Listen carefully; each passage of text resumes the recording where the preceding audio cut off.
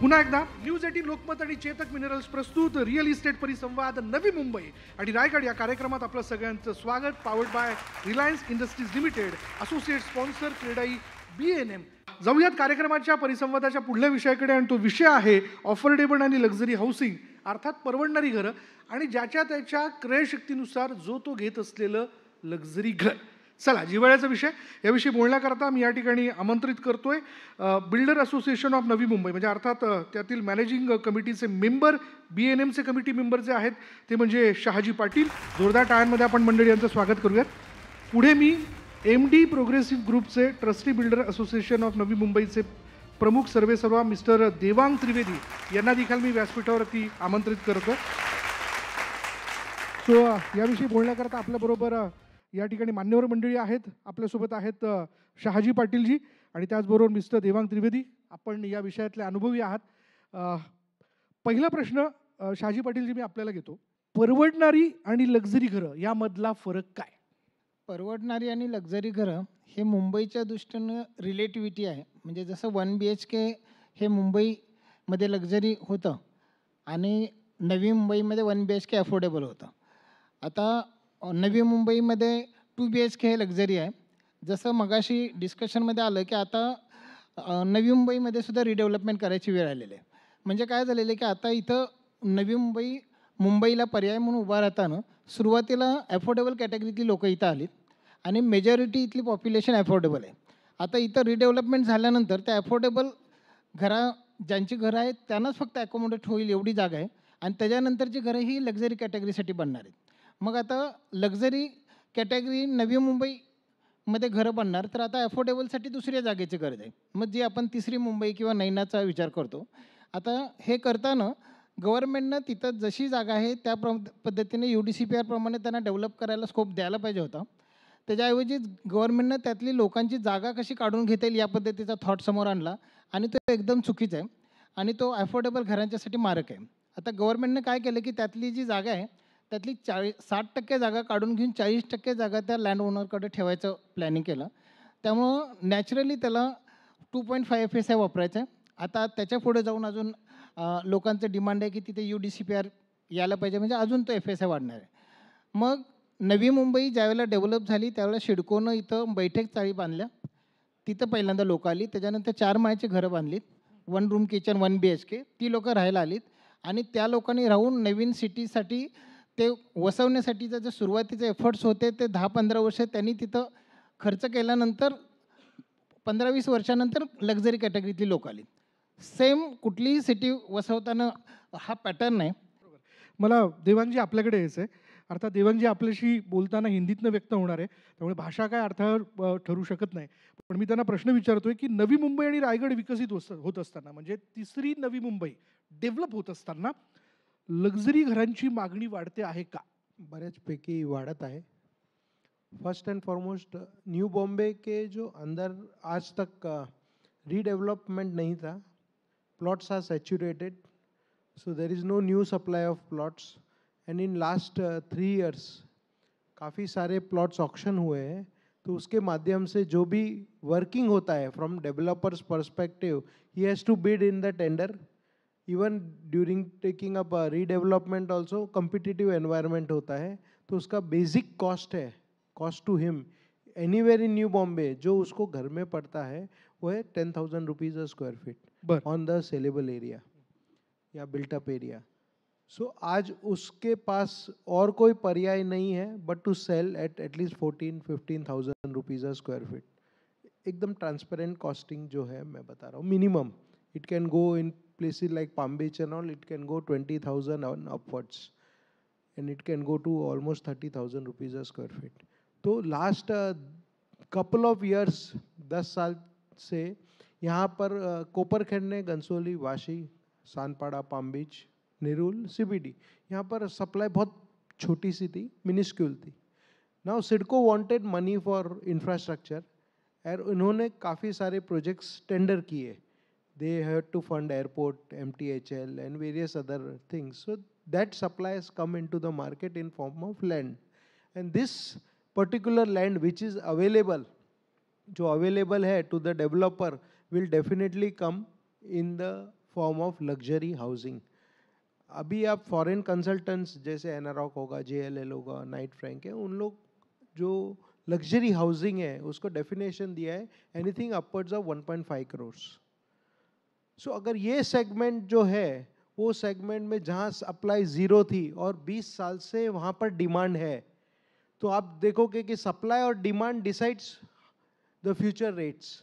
तो उसमें अगर आप देखोगे तो न्यू बॉम्बे के अंदर रफली ये सेगमेंट में जितने नोड्स मैंने आपको बताए उसमें 3 करोड़ स्क्वायर फीट, रफली 3 करोड़ स्क्वायर फीट का न्यू सप्लाई आएगा, दैट रफली works out to 20,000 flats. So ये जो सेगमेंट है, ये सेगमेंट के अंदर आप बोलोगे कि यहाँ पर सब लग्जरी सेगमेंट आ रही है, तो अफोर्डेबल होम्स कहाँ आएंगे? तो अफोर्डेबल होम्स के जो सप्लाई है that will come through first CIDCO. CIDCO ने 2 लाख घर का नियोजन किया है, construction has started, and that is how. So there is now a clear cut understanding, yeah, unwritten law or unsaid what we say a rule कि CIDCO affordable homes बनाएंगे, whereas developer will make semi luxury, luxury and uber luxury.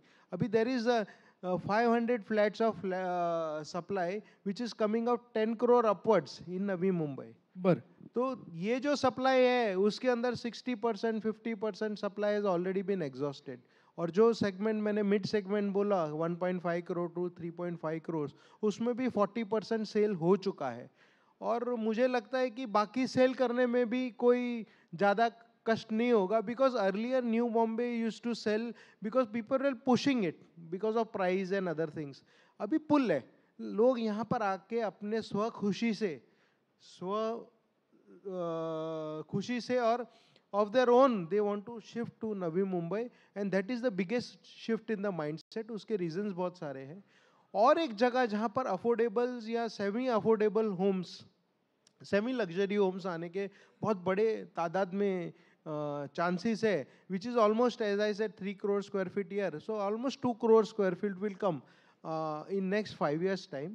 That is MIDC area, because MIDC की जो policy है अभी change हुई है, उसमें 60% IT banana है और 40% will be open for residential. वहाँ पर बहुत स्ट्रॉन्ग संभावना है कि it will come in the range of what we say affordable homes, way you will have flats in the range of 6 to 9,000 rupees a square feet. Third is the redevelopment, but redevelopment अभी फिलहाल जो core areas है जहाँ पर commercial बहुत strong है, या तो वाशी जैसा एरिया है, वहाँ पर आने की संभावना है, बिकॉज अदर प्लेसेस अभी तक away what we say feasibility अभी तक आई नहीं है। And the final affordable segment जो है फ्यूचर में it will only come through Naina. और जैसे भाविस्कर सर ने और बाकी लोगों ने बताया कि नैना जो है, नैना में जो DP रोड्स है उसको जब तक सिडको बनाएगी नहीं या प्रपोज DP रोड पे प्लान पासिंग नहीं करेगी तब तक Naina will not take up. And already काफ़ी सारे डेवलपर्स ने 10 साल से वहाँ पर इन्वेस्टमेंट करके रखा है। Cost to them has gone up almost 10 times because वो इंटरेस्ट पे कर रहे हैं, कंपाउंडेड इंटरेस्ट। अगर आप देखोगे तो 1 का 2 होता है, 2 का 4 होता है, 4 का 8 होता है, 3 साइकिल हो चुकी है। So already 8 times the land cost to the developer is gone up. अगर ये पर्टिकुलर साइकिल हम मिस आउट करेंगे next 2 years time, I think affordable रहेगा नहीं, वो भी लक्झरी में चले जाएगा।